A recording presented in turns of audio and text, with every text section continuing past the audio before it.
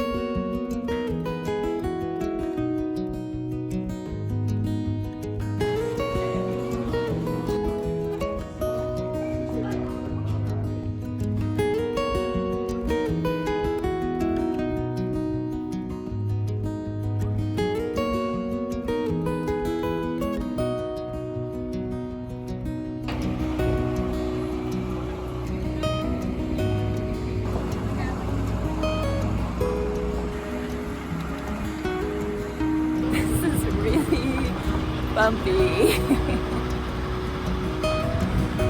But fun.